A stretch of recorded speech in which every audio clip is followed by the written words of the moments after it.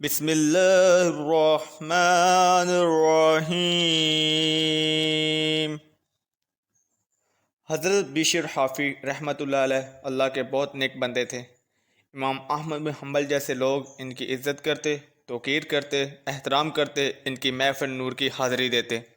سارا بغداد قدر کرتا، مگر بغداد کا ایک تاجر تھا، وہ کہتا تھا مجھے بابا اچھا نہیں لگتا۔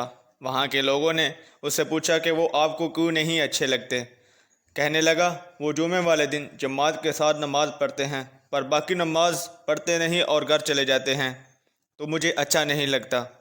لوگوں نے اسے سمجھایا کہ اللہ کا نیک بندہ ہے، بڑے بڑے علماء اور ذی شعور لوگ قدر کرتے ہیں، اور آپ کا یہ حال ہے۔ کہتا ہے میں نے ایک دن سوچا کہ میں پتہ تو کروں کہ بابا کہاں جاتا ہے۔ جمعے والے دن میں نے ان کے ساتھ نماز جمعہ ایک ہی صف میں ادا کی۔ حضرت بشر حافی نے سلام پھیرا، دعا بھی نہ مانگی اور اٹھ کر چلے گئے۔ جب وہ چلے تو میں بھی پیچھے چلا۔ ایک نان بھائی کی دکان پر پہنچے تو چند نان خریدے۔ میں نے کہا پیر صاحب کو بھوک نے ستایا تھا۔ پھر وہ آگے بڑھے اور ایک ہوٹل سے انہوں نے کباب خریدے۔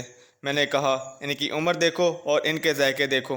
پھر جب وہ جنگل کی طرف چلے گئے تو میں نے سوچا یہ لوگوں سے چھپ کر سبزے پر بیٹھ کر اب کھانا کھائیں گے اور لوگوں کو بتائیں گے کہ میں روزے زیادہ رکھتا ہوں، میں تو عبادت میں رہتا ہوں۔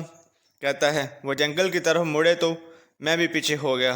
چلتے چلتے میں تب حیران ہوا جب ایک جھونپڑی آئی۔ اس جھونپڑی کا دروازہ باہر سے بند تھا۔ حضرت بشر حافی رحمۃ اللہ علیہ نے اپنے کانپتے ہاتھوں سے وہ دروازہ کھولا، اور جب انہوں نے پردہ ہٹایا تو چارپائی پر ایک بوڑھا بابا تھا جو فالج زدہ ہیں، مریض ہیں، وہ لیٹے ہوئے تھے۔ حضرت بشر حافی نے کھانا ایک کونے پر رکھا اور دوڑ کر بابا جی کو سیدھا کیا، اور پھر جھٹ سے پیالے میں پانی لائے اور اپنے امامے کا پلو پانی میں ڈال کر بابا جی کا منہ صاف کیا۔ بابا جی کو بٹھا کر پہلا لقمہ توڑ کے ان کے منہ میں ڈالا۔ حضرت بشر حافی کہنے لگے بزرگوں معاف کرنا، آج جمعہ تھا، نماز پڑھتے دیر ہو گئی، روٹی لے کر آنے میں دیر ہو گئی، ابھی تو میں نے سنت بھی پڑھنی ہے، نوافل بھی پڑھنے ہیں، ابھی تو میری بقیہ نماز باقی ہے۔ وہ شخص کہتا ہے میں باہر کھڑا تھا اور میرا وجود کانپ رہا تھا، میں کیا سوچتا تھا، یہاں کیا بن گیا۔ حضرت بشر حافی رحمۃ اللہ علیہ کہنے لگے معاف کرنا۔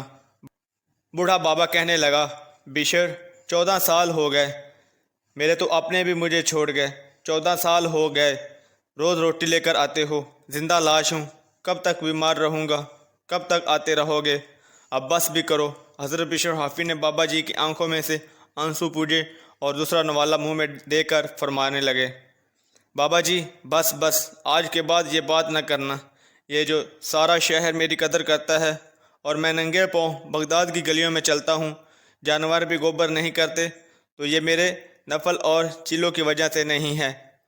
میں آپ کی خدمت کرتا ہوں تو رب نے مخلوق کے دلوں میں میری محبت پیدا فرما دی۔